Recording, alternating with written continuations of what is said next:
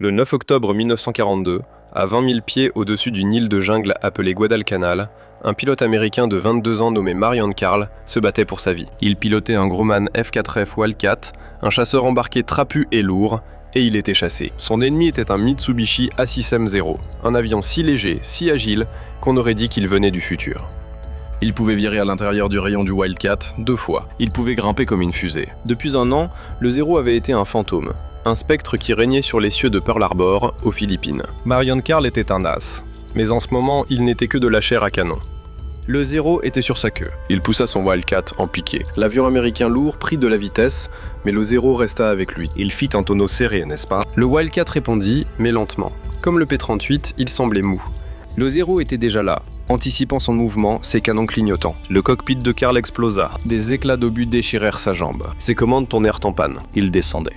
Il réussit à s'éjecter, atterrissant dans des eaux infestées de requins, sauvé seulement par un miracle. C'était la réalité de la guerre aérienne dans le Pacifique. C'était Guadalcanal. Mais quelques semaines plus tard seulement, un autre garçon de ferme du Dakota du Sud monterait dans le même ciel et changerait tout. Ce n'était pas une guerre. C'était un hachoir à viande. Un endroit où les pilotes américains étaient envoyés un par un dans les dents de la machine de guerre japonaise. La presse américaine appelait les pilotes là-bas la force aérienne Cactus. Les pilotes eux-mêmes appelaient leur base Henderson Field le cimetière. Le problème n'était pas seulement le Zéro, c'était la doctrine. Les experts en Amérique, les ingénieurs, avaient une solution simple. Ne jamais virer avec un Zéro. C'était la même doctrine que pour les pilotes de P-38. Utilisez votre vitesse, utilisez votre blindage, piquez, tirez et fuyez. Mais dans les combats aériens chaotiques et tourbillonnants au-dessus de Guadalcanal, cette doctrine faisait tuer des hommes chaque jour. Les pilotes japonais étaient des vétérans.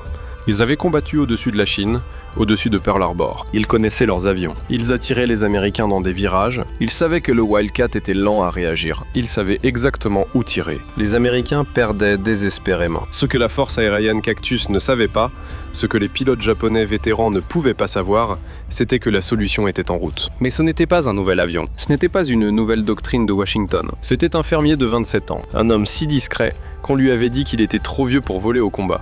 Un homme qui avait appris à tirer non pas d'un manuel militaire, mais en chassant les lièvres sur les plaines gelées du Dakota du Sud. Voici l'histoire de Joseph J. Foss et de la simple astuce de fermier oublié qui fit de lui l'as des as d'Amérique. Pour comprendre comment un simple fermier pouvait terroriser l'armée de l'air japonaise, il faut d'abord comprendre la ferme. Joe Foss n'était pas un soldat de carrière. Il est né en 1915 dans une ferme isolée non électrifiée près de Sioux Falls, Dakota du Sud. Son enfance ne s'est pas passée dans les salles de classe. Elle s'est passée dans la terre, dans le froid et dans le vent. C'était l'histoire de David contre Goliath, tout comme Simo Häyhä. Mais le Goliath de Foss n'était pas seulement l'ennemi, c'était la vie elle-même. La Grande Dépression frappa le Dakota du Sud comme un barrage d'artillerie. La terre s'assécha, les récoltes échouèrent, la famille n'avait rien. Le Sisu de Foss, cette détermination achevée, fut bâti par nécessité. Lui et son père chassaient pour mettre de la nourriture sur la table. Et c'est là que commence la modification secrète. Quand Joe Foss, âgé de 12 ans, chassait des lièvres, il n'avait pas de lunettes. Il avait un vieux fusil de chasse et une règle de son père. Ne gaspille pas les cartouches. Un lièvre ne court pas en ligne droite. Il zigzague. Il bondit. Il fait demi-tour. Pour le toucher, on ne pouvait pas viser dessus. Il fallait viser là où il allait être. C'est ce qu'on appelle le tir avec déflexion. Pendant que les autres enfants apprenaient les mathématiques, Foss calculait l'avance, la dérive du vent et la vitesse dans sa tête en une fraction de seconde. Il n'était pas seulement un bon tireur, il était un prédateur. Il comprenait la science de toucher une cible en mouvement. C'était son viseur en fer. C'était son fil de piano. C'était l'œil d'un fermier que les manuels militaires ne pouvaient pas enseigner. Mais Foss ne voulait pas chasser les lapins. Il voulait voler. En 1933, son père l'emmena à un spectacle aérien. Il vit un escadron du corps des Marines volant sur des biplans. Il avait 18 ans et il était accro. Il dit à son père: c'est ce que je vais faire. Le chemin était impossible. Il était un pauvre gamin de ferme. Il n'avait pas d'éducation.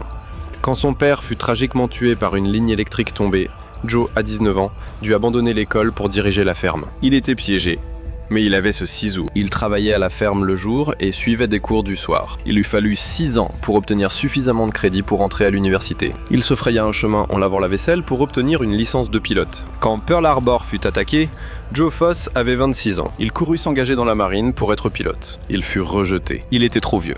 En 1941, l'âge limite pour un pilote de chasse était 25 ans. Ils lui dirent qu'il pouvait être instructeur de vol, enseigner aux autres gamins à voler. Ce fut un coup dévastateur. C'était l'officier d'ingénierie disant à McKenna que les câbles étaient dans les spécifications. C'était les experts disant à Simo Häyhä d'utiliser une lunette. La doctrine disait qu'il n'était pas apte au combat. Alors Foss fit ce que McKenna avait fait. Il brisa les règles. Il trouva une échappatoire. Il rejoignit la réserve du corps des Marines. Il devint instructeur, et pendant 9 longs mois, il regarda des gamins de 20 ans qu'il avait formés être envoyés à la guerre. Foss était furieux. Il harcelait ses supérieurs. Il exigeait le combat. Il écrivait des lettres. Il faisait du bruit. Il était, selon ses propres mots, l'instructeur le plus bruyant et le plus agaçant de la marine. Finalement, juste pour le faire taire, ils cédèrent. Ils l'envoyèrent à l'entraînement avancé de chasseurs. Il fut affecté à un nouvel escadron, le VMF 121. Et en octobre 1942, alors que Marion Carl était abattu du ciel, le grand-père Joe Foss de 27 ans, le fermier trop vieux du Dakota du Sud, fut mis sur un navire de transport. Sa destination, Henderson Field, Guadalcanal. L'endroit où il arriva n'était pas une base militaire. C'était l'enfer. Au moment où il descendit de l'avion, l'odeur le frappa. Un mélange épais et humide d'huile de moteur, de jungle en décomposition et de mort. La piste était une bande de terre et de gravier criblée de trous taillés dans les palmiers. Le centre d'opération était une cabane en bois nommée la Pagode. Les quartiers des pilotes étaient des tentes au sol boueux. Et partout il y avait des épaves. Des dizaines de F-4F Wildcat, de P-39, poussaient sur le côté de la piste, leurs ailes arrachées, leurs moteurs brisés, leurs cockpits tachés. C'était le cimetière de la force aérienne Cactus. Foss fut affecté à sa tente. Il rencontra les hommes avec qui il allait voler. Ce n'étaient pas les gamins au visage frais qu'il avait formés. C'étaient des fantômes. Leur visage était jaune à cause de la tabrine, le médicament antipaludéant. Leurs yeux étaient injectés de sang par manque de sommeil. Leurs combinaisons de vol étaient tachées de sueur et de graisse. Ils étaient des vétérans. Mais ils étaient aussi chassés. Foss, le vieil homme, le fermier, entra. Ils le regardèrent. Il était de la viande fraîche. Il était un autre corps pour remplacer celui qu'ils avaient perdu hier. Foss regarda son avion assigné, un Grumman F-4F Wildcat. C'était le même avion dans lequel Marion Carl avait été abattu. Il était lourd. Il était lent. C'était, de tous les points de vue, un cercueil volant contre le zéro. L'officier exécutif de l'escadron, un homme nommé Duke, donna à Foss le briefing standard, celui qui les faisait tous tuer. Ne jamais virer avec un zéro. Jamais. Joe Foss écouta. Il hocha la tête. Il comprit les mots, mais il comprit aussi quelque chose que la doctrine avait manqué. Il comprenait les lièvres. Le lendemain matin, Foss allait voler sa première mission. Il se dirigeait droit dans la zone de mise à mort. Il était enfermé dans un cercueil volant, sur le point de combattre le chasseur le plus avancé sur Terre, et il était sur le plan d'utiliser une astuce qui n'était dans aucun manuel. Le premier vol de Joe Foss au-dessus de Guadalcanal n'était pas un vol d'entraînement. C'était un baptême du feu. Il grimpa à 15 000 pieds, ses yeux scrutant le bleu vide. Les fantômes de son escadron l'avaient prévenu. Ils sortent du soleil. Tu ne les vois jamais avant qu'ils ne te tirent dessus. Foss menait sa première patrouille, et il se sentait aveugle. Puis la radio crépita.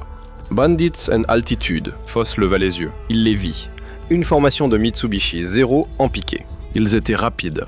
Plus rapides que tout ce qu'il avait jamais vu. Il se souvint de ses ordres. Ne jamais virer. Piquer et fuir. Foss poussa son manche en avant, mit son Wildcat en piqué hurlant. Son avion lourd accéléra. Les zéros suivirent. L'un d'eux ouvrit le feu. Des traceurs filèrent devant la verrière de Foss, assez près pour le faire tressaillir. Il continua à piquer jusqu'à la canopée de la jungle, secouant les zéros de sa queue. Il retourna à Henderson Field, les mains tremblantes, non pas de peur, mais de colère. La doctrine était fausse. Il le savait. On ne pouvait pas gagner en fuyant. On ne pouvait que survivre. Et Joe Foss n'était pas venu ici pour survivre. Il était venu ici pour chasser. Le 13 octobre, quelques jours seulement après son arrivée, Foss menait une autre patrouille. Cette fois, ils tombèrent sur un groupe de bombardiers japonais protégés par des zéros. Le combat aérien commença. C'était le chaos, des Wildcats des zéros se tordant dans le ciel. Foss vit un zéro se verrouiller sur la queue de son ailier. Le pilote japonais se rapprochait pour tuer. La doctrine disait que Foss devrait piquer. Trouver une cible plus facile, l'œil du fermier disait quelque chose de différent. Foss fit rouler son Wildcat violemment. Il ne visait pas le zéro. Il visait là où le lièvre allait être. Il pressa la détente. Ses 6 mitrailleuses de calibre 50 rugirent. Il tira une longue rafale de 3 secondes, non pas sur l'avion ennemi, mais sur un morceau de ciel bleu vide à 60 mètres devant lui. Cela ressemblait à une erreur, un tir gaspillé. Mais le pilote japonais, concentré sur sa propre victime, ne vit pas Foss. Il exécuta un virage serré parfait et vola directement dans le flux de balles de calibre 50. L'aile du zéro se détacha simplement. L'avion disparut dans un nuage de métal et de feu. C'était la première victoire de Foss. Il n'avait pas surviré le zéro. Il ne l'avait pas distancé. Il l'avait surpassé en intelligence. Il avait utilisé la logique du fermier que les experts à Washington avaient oublié. Il atterrit à Henderson Field en homme différent. Les fantômes se rassemblèrent autour de lui. Il avait sa première victoire. Il dit à son chef mécanicien « Cet avion, c'est un camion. Mais c'est un camion costaud et il tire droit. » Il dit à ses camarades pilotes « Oubliez ce qu'ils vous ont dit. Ne les chassez pas. Menez-les. Menez-les jusqu'à ce que vous pensiez que vous allez manquer. Puis, menez-les encore plus. Ils voleront directement dedans. C'était la modification du fil de piano. C'était la logique du viseur en fer. Ce n'était pas un changement physique de l'avion. C'était un changement mental. C'était la confiance d'un fermier. Les pilotes écoutèrent. Ils étaient désespérés. Leur as, Marion Carl, se remettait encore. Ils avaient besoin d'un chef. Et ce fermier de 27 ans était le seul à parler de chasse, pas de fuite. Foss prit le commandement de sa flotte de 8 Wildcats. C'était une bande d'inadaptés, les rebuts, les nouveaux arrivants. Ils n'avaient pas de surnom cool. Alors la presse, regardant ce vieil homme mener son escadron chaotique, leur en donna un. Ils les appelèrent le cirque volant de Foss. Et le 16 octobre, le cirque se mit au travail. Foss mena ses 8 avions directement dans une formation de 32 avions japonais. 32 contre 8. C'était un suicide. Mais Foss avait un plan. Il n'allait pas faire de combat tournoyant. Il allait utiliser sa logique de fermier. Il ordonna à son vol d'utiliser le tissage en chaume. Une nouvelle tactique où les pilotes volés par paire couvrent leur queue mutuelle. Foss plongea. Il vit un 0, il ne vira pas. Il prit de l'avance. Tira. Le 0 explosa. Un autre 0 plongea sur lui. L'ailier de Foss, qui tissait avec lui, le vit. L'ailier se retourna et tira le 0 de la queue de Foss. Le cirque était une machine. En 10 minutes de combat brutal et tourbillonnant, le vol de 8 de Foss abattit 5 avions japonais. Foss lui-même en eut 2. Le cirque retourna à la base, avec les 8 avions. Le cimetière gagnait soudainement. Les chiffres commencèrent à grimper et ils grimpèrent à un rythme que personne ne pouvait croire. C'était le compte de victoire de Simo Heiha à nouveau. Le 18 octobre, Foss en abat 2 de plus. Le 20 octobre, il en descend un autre. Le 23 octobre, seulement 10 jours après sa première victoire, Joe Foss était un as avec 5 victoires. Le 25 octobre, il abat 3-0 en une seule journée. Le vieil homme, le fermier, était maintenant le pilote le plus mortel de l'île. Il n'était pas seulement un pilote, il était un chef. Son cirque volant dominait le ciel. Mais comme Simo Heiha, ce genre de succès a un coût. Les Japonais étaient maintenant furieux. Ils perdaient des avions à un rythme impossible. Leurs pilotes vétérans étaient abattus par des Wildcats. Cela n'avait pas de sens. Et le nom qu'ils entendaient sans cesse dans leurs interceptions radio était Foss. Le haut commandement japonais commença à remarquer. Tout comme la Stavka remarqua Simo, tout comme Saburo Sakai remarqua les P-38. L'ennemi s'adaptait. Il ne combattait plus seulement des Wildcats, il chassait le cirque volant de Foss. Et la guerre devint personnelle. Le 7 novembre, Foss menait son vol quand ils furent attaqués par un groupe d'élite d'as japonais. Le ciel était rempli d'avions. Foss abattit 2-0. Il alignait un 3e quand son avion fut déchiqueté par des tirs de canon par derrière. Son moteur explosa. Son cockpit se remplit de fumée. Il descendait.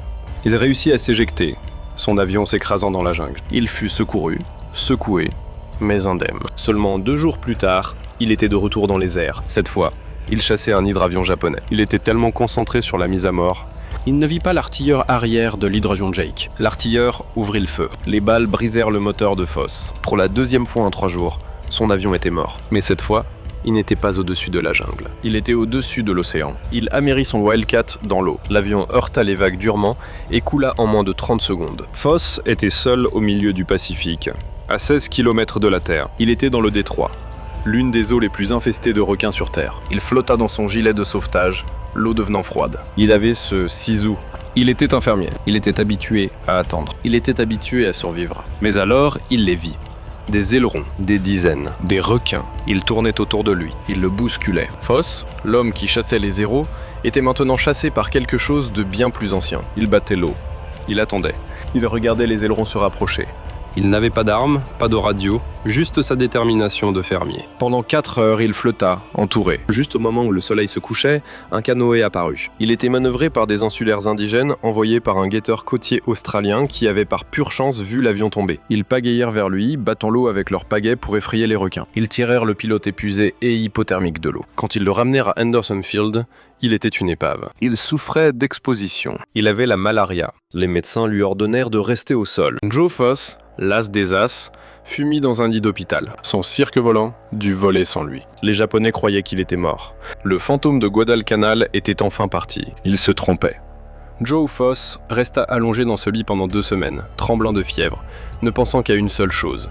Les lièvres s'échappaient. Il se rétablit. Il sortit de l'hôpital, remonta dans un nouveau Wildcat, et le 30 novembre, il repartit à la chasse. Il abattit un autre 0. Le fantôme était de retour, et il était en colère. Les Japonais lui lancèrent tout ce qu'ils avaient. Il continua d'avancer. Au 15 janvier 1943, Le tableau de chasse de Joe Foss s'élevait à 23. Il n'était qu'à 3 victoires du record américain de tous les temps, un record établi lors de la Première Guerre mondiale par le légendaire Eddie Rickenbacker. Le record de Rickenbacker était de 26 victoires. C'était un nombre sacré, un nombre qu'aucun pilote n'avait jamais atteint. Et maintenant, un fermier de 27 ans du Dakota du Sud dans un cercueil volant était sur le point de le battre. En janvier 1943, le nom de Joe Foss était une légende sur Guadalcanal. Mais c'était une légende, écrite dans l'épuisement et la fièvre. Le fermier trop vieux, maintenant âgé de 27 ans, était une épave physique. Le paludisme qu'il avait contracté était revenu avec vengeance. Il volait avec une fièvre constante et dévorante. Son équipe au sol le regardait atterrir, son Wildcat criblé de trous de balles.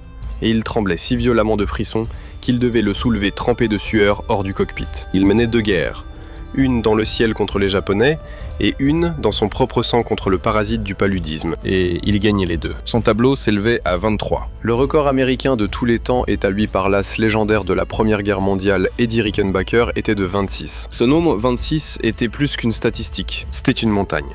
C'était le symbole de la victoire américaine ultime dans les airs. Pendant 2 décennies, aucun pilote ne s'en était même approché. Et maintenant, un garçon de ferme à moitié délirant du Dakota du Sud, pilotant un avion censé être un cercueil volant, était sur le point d'escalader cette montagne. 15 janvier 1943. Ce fut le jour où Foss était malade. Plus malade qu'il ne l'avait jamais été. Les médecins lui avaient interdit de voler. Il les ignora. Il se hissa dans son cockpit, la tête battante. La nouvelle était sortie. Un Tokyo Express massif. Un énorme convoi naval japonais se dirigeait vers l'île, protégé par un écran massif de chasseurs. Foss et son cerf-volant furent envoyés pour intercepter. Le ciel devint noir d'avions. C'était la plus grande bataille aérienne que Foss ait jamais vue. Des Zéros et des Wildcats mélangés dans une mêlée chaotique et tourbillonnante. Foss, sa vision brouillée par la fièvre, se replia sur ses instincts. Il retourna à la ferme. Il vit un Zéro se verrouiller sur un ailier. Il ne réfléchit pas, il réagit.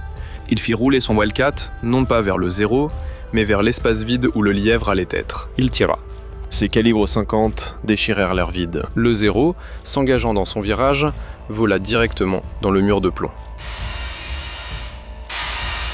L'avion se désintégra. C'était la victoire numéro 24. Il scruta la bataille. Un autre Zéro plongeait sur un groupe différent de Wildcats. Foss poussa sa manette des gaz vers l'avant, son moteur hurlant. Il coupa le Zéro. Le pilote japonais, voyant Foss, essaya de le surpasser en virage. La tactique Zéro classique. Foss ne mordit pas à l'hameçon. Il effectua une passe latérale haute, une manœuvre qu'il avait perfectionnée. Il bascula au-dessus du Zéro, descendit de son angle mort et tira une seule rafale parfaite. Le moteur du Zéro explosa. C'était la victoire numéro 25. Il avait égalé Rickenbacker. Il était maintenant officiellement une légende vivante. Mais il n'avait pas fini. Il vit un autre avion japonais. Un chasseur hydravion russe, tentant d'échapper à la bataille. Foss plongea. Le pilote russe le vit venir et se lança dans un virage ascendant désespéré. C'était l'épreuve ultime. L'œil du fermier contre le pilote japonais vétéran. Foss ne se contenta pas de suivre. Il calcula. Il vit la ligne de fuite du roof. Il leva le nez de son propre avion, tirant un long tir de déflexion en arc qui semblait défier la physique. Les balles de calibre 50 voyagèrent en ligne parfaite, rencontrant le point exact dans le ciel où le RUF tentait de fuir. L'avion fut touché directement dans le cockpit. Il tomba, culbutant bout à bout dans le Pacifique. C'était la victoire numéro 26. En un seul après-midi, tout en tremblant de paludisme, Joe Foss avait abattu 3 avions ennemis. Il avait égalé, puis battu le record imbattable. Il atterrit son Wildcat à Henderson Field. La base entière attendait. Le cimetière était devenu un champ de victoire. Les fantômes de la force aérienne Cactus sortirent leur vieux fermier de son cockpit et le portèrent sur leurs épaules. Il était sans conteste l'as des as de l'Amérique. Mais ce que les pilotes de Guadalcanal célébraient, le haut commandement japonais Arabole le pleurait. C'est le moment Saburo Sakai. C'est le journal de Pavel. La réaction ennemie. Pendant des mois, les pilotes japonais avaient opéré avec une confiance suprême. Ils pilotaient l'A6M0. Une merveille d'ingénierie. Ils étaient des vétérans. Ils savaient que le F4F Wildcat était inférieur. Ils en avaient tué des dizaines. Leur doctrine était simple. Forcer le Wildcat à tourner, se placer derrière lui et le tuer. Puis le cirque volant de Foss apparut. Et soudain, la doctrine cessa de fonctionner. Les pilotes japonais vétérans retournaient à leur porte-avions, le visage pâle, les mains tremblantes. Ils racontaient à leurs officiers de renseignement des histoires qui n'avaient aucun sens. Ils disaient qu'ils plongeaient sur un Wildcat, s'attendant à ce qu'il fuit, mais ils ne le faisaient pas. Il disait qu'il l'appâtait dans un virage, mais il ne suivait pas. Au lieu de cela, l'avion américain faisait quelque chose d'étrange. Il roulait ou montait ou plongeait, apparemment au hasard, tirait avec ses canons sur le ciel vide, Et puis une seconde plus tard, le zéro à côté d'eux explosait. Ils ne pouvaient pas comprendre ce qui se passait. Ils étaient chassés par une logique de fermier qu'ils ne pouvaient pas comprendre. Joe Foss avait fait exactement ce que Simo Häyhä avait fait. Il avait enlevé tous les avantages de l'ennemi. Simo s'était rendu invisible en cachant son reflet et son souffle. Foss rendit ses intentions invisibles en ne visant jamais sa cible. Les pilotes japonais combattaient un fantôme. Ils combattaient une modification invisible qui n'était pas faite de fil de piano. Elle était forgée dans le cerveau d'un chasseur du Dakota du Sud. Foss avait à lui seul brisé leur confiance. Il avait prouvé que le zéro n'était en fait pas imbattable. Il avait prouvé que le Wildcat inférieur, entre les mains d'un pilote qui comprenait la science du lièvre, était l'arme la plus meurtrière du ciel.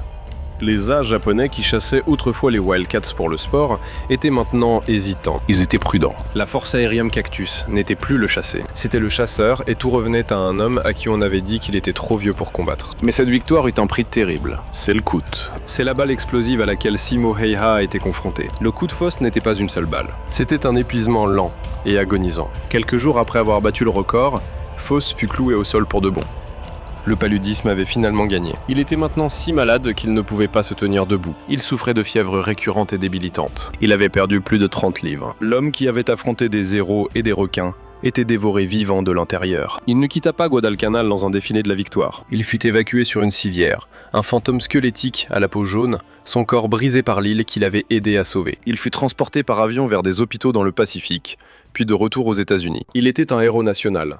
Mais il était aussi un invalide. Mais Joe Foss avait ce sisu, cette ténacité de fermier. Il passa des mois dans un hôpital naval à San Diego en convalescence, et c'est là que la nation qu'il avait servi le reconnut enfin. Le 18 mai 1943, Joe Foss, le fermier du Dakota du Sud, se tint à la Maison-Blanche. Le président Franklin D. Roosevelt plaça la médaille d'honneur, la plus haute distinction de la nation, autour de son cou. La citation louait son courage intrépide et son habileté au combat incomparable. Mais quel était son véritable héritage? Quel était l'effet d'entraînement de sa logique de fermier? C'était l'espoir. En 1942, l'Amérique perdait la guerre. Le zéro était un monstre mythique. Les Japonais étaient considérés comme inarrêtables. Joe Foss, avec ses 26 victoires en seulement 44 jours, brisa ce mythe. Il prouva qu'un garçon de ferme américain dans un avion américain pouvait battre ce que l'ennemi avait de mieux. Il n'écrivit pas seulement un nouveau chapitre du combat aérien, il écrivit le manuel complet sur la façon de vaincre le zéro. Les tactiques de tir par déflexion et de tissage Thatch, qu'il perfectionna, devinrent la nouvelle doctrine pour toute la flotte du Pacifique. Il avait sauvé Guadalcanal, et ce faisant, il avait aidé à renverser le cours de toute la guerre. Et qu'arrive-t-il à un homme qui devient l'as des as quand la guerre est terminée? Contrairement au sergent McKenna, dont la modification resta secrète, l'héroïsme de Foss fut célébré. Mais comme Simo Häyhä le fermier, il n'oublia jamais d'où il venait. Il ne resta pas dans l'armée. Il rentra chez lui au Dakota du Sud. Il utilisa sa célébrité non pas pour lui-même, mais pour son peuple. Il entra en politique. Il fut élu à la législature du Dakota du Sud. Et en 1954, ce même fermier à qui on avait dit qu'il n'était pas assez bon, fut élu gouverneur du Dakota du Sud. Il servit son État comme il avait servi son pays. Il devint ensuite le premier commissaire de la Ligue américaine de football et une figure nationale bien aimée. Mais il était toujours au fond de lui cet homme de la ferme. L'homme qui comprenait la logique simple et brutale de la chasse. C'est ainsi que les guerres sont vraiment gagnées. Pas par des experts ou des ingénieurs qui lisent un manuel, mais par les individus qui voient le défaut. James McKenna, le mécanicien, vit un défaut dans le câble de commande d'un P-38. Il vit un jeu de 3 à 8 pouces qui signifiait la mort. Et il le répara avec un morceau de fil de piano de 6 pouces. Simo Häyhä, le fermier, vit un défaut dans la doctrine du tireur d'élite. Il vit qu'une lunette high-tech brillait, et il le répara en utilisant ses vieilles mires métalliques fiables. Et Joe Foss, le garçon de ferme, vit un défaut dans son avion inférieur. Il vit qu'on ne pouvait pas surpasser un zéro en virage, mais on pouvait le surpasser en réflexion, et il le répara, non pas avec un outil, mais avec l'œil de fermier qu'il avait entraîné toute sa vie. Ce sont des pages oubliées, les histoires des hommes qui ont enfreint les règles pour gagner la guerre. Joe Foss mourut en 2003 à l'âge de 87 ans. Il fut enterré avec tous les honneurs militaires, un héros pour sa nation, une légende pour le corps des Marines et un témoignage du ciseau imbattable du fermier américain. Si vous avez trouvé cette histoire aussi captivante que nous, veuillez prendre un moment pour aimer cette vidéo. Cela nous aide à partager plus d'histoires oubliées de la Seconde Guerre mondiale. Abonnez-vous pour rester connecté avec ces histoires inédites. Chacune compte, chacune mérite d'être rappelée. Et nous aimerions avoir de vos nouvelles. Laissez un commentaire ci-dessous nous disant d'où vous regardez. Notre communauté s'étend du Texas à la Tasmanie. Des vétérans ou passionnés d'histoire, vous faites partie de quelque chose de spécial ici. Merci d'avoir regardé. Et merci de garder ces histoires vivantes.